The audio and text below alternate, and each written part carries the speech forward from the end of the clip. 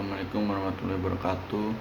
Saya Afifal Sidki dengan NIM D600-2057. Di sini saya akan membuat video tentang tugas penyelesaian masalah dengan desain engineering yang berjudul pengemudi mengantuk di jalan dengan desain engineering. Yang pertama ada identifikasi masalah. Mengemudi merupakan pekerjaan yang simpel dan kompleks sehingga memerlukan kemampuan dan pengetahuan yang cukup. Karena pada saat mengendarai harus menghadapi kendaraan dengan menerima pengaruh dari kendaraan sekeliling. Peristiwa kecelakaan di jalan raya seolah menjadi hantu bagi siapapun. Kita tidak pernah tahu peristiwa yang akan menimpa kita. Jika kita sudah berhati-hati pun terkadang bisa terkena kecelakaan, apalagi jika kita ugal-ugalan di jalan raya. Peristiwa kecelakaan lalu lintas menurut WHO menempati jumlah kematian tertinggi dari kategori penyakit tidak menular.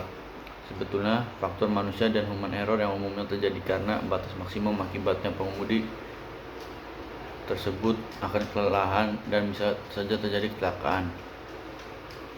Dari data kepolisian menyatakan besarnya jumlah kecelakaan lalu lintas diakibatkan beberapa hal, yaitu 65% kecelakaan diakibatkan oleh faktor manusia, 25% kecelakaan diakibatkan oleh faktor prasarana dan lingkungan, 10% kecelakaan diakibatkan oleh faktor kendaraan. Di Indonesia sendiri pun ada jalan tol atau jalan bebas hambatan menjadi faktor pengemudi bisa mengantuk dikarenakan beda dengan perjalanan desa atau kota yang bervariasi suasana agar tetap tidak ngantuk. Sedangkan ketika berkendara di tol akan membuat pengemudi tidak fokus ke jalan karena jalan kebanyakan lurus. Yang kedua ada pengumpulan informasi.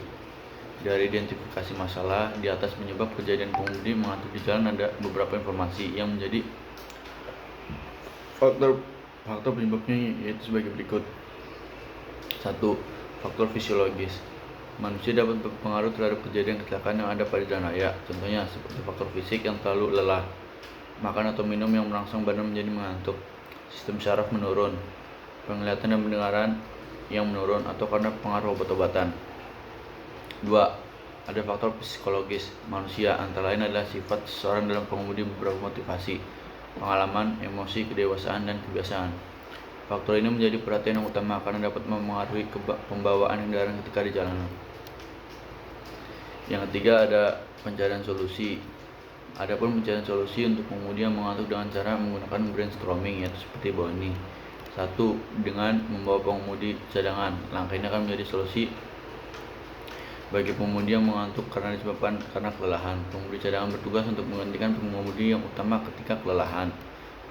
Yang kedua, makan dan minum sewajarnya, karena seorang pengemudi yang makan terlalu banyak bisa berakibat pada rasa ngantuk yang semakin bertambah. Jadi lebih baik makan dan minum yang cukup. Yang ketiga ada membawa seorang teman. Ketika pengemudi melakukan perjalanan sendiri, pastinya akan kesepian karena tidak ada teman untuk diajak berbicara. Membawa teman ketika melakukan perjalanan bisa menjadi solusi yang efektif dalam mengatasi rasa ngantuk dengan berbincang. Yang terakhir ada istirahat sejenak di rest area. Cara ini dilakukan untuk pengemudi yang sendirian dan tidak membawa pengemudi cadangan. Istirahat ketika sudah kelelahan dan saat mengemudi dilakukan di rest area selama beberapa jam untuk menjadikan badan menjadi lebih segar kembali dan bisa fokus saat mengemudi.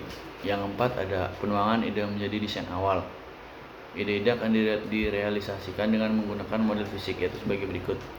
Desain kinerja alat mendeteksi mengantuk saat mengemudi adalah sensor terpasang pada headset jok mobil atau sandaran kepala. Sensor tersebut membaca data gerakan kepala pengemudi yang menandakan akan terjadi rasa ngantuk. Kemudian, sensor tersebut meneruskan ke smartphone atau sound system melalui Bluetooth yang menyimpan peringatan keadaan. Peringatan tersebut berisi dengan suara yang keras namun tidak menjadi pengemudi kaget. Apabila sensor tersebut telah berbunyi, disarankan untuk istirahat sejenak atau menggantikan dengan pengemudi yang lainnya. 5. Rencana kerja. Jadwal kerja, persiapan dan survei pengambilan data pada minggu 1 dan 2. Pengambilan data pada minggu 2 dan 3. Evaluasi pengambilan data pada minggu ketiga. Rancangan alat pada minggu ketiga, sedangkan percobaan pemasangan alat pada minggu ketiga dan keempat. Sekian yang bisa saya sampaikan. Kurang lebihnya mohon maaf. Wassalamualaikum warahmatullahi wabarakatuh.